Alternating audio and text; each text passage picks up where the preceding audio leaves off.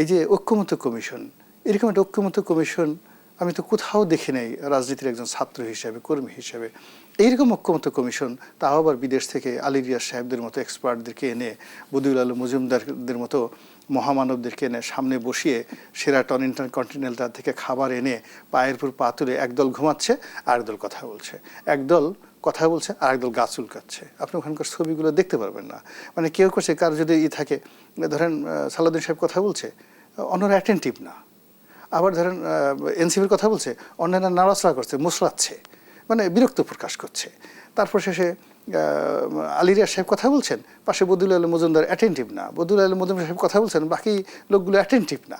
তো এই যে ওখানে যে আকর্ষণ থাকতে হবে, তাদের যে ম্যাগনেট পাওয়ার, এমনকি শেরাটন সোনারগাঁ থেকে খাবার গেলে যে কোনো মানুষের একটা আগ্রহ থাকে, ওখানে খাবারের প্রতি কারো আকর্ষণ নাই। কয়েকজন তো কয়েকবার রাগ হয়ে বলো খাবো না, বের হয়ে আসলো। ওই যে রহিন হোসেন প্রিন্স, তারপর সেটা একদিন তো সালাউদ্দিন সাহেব বকা দিলে, যাও তোমরা গিয়ে খাও।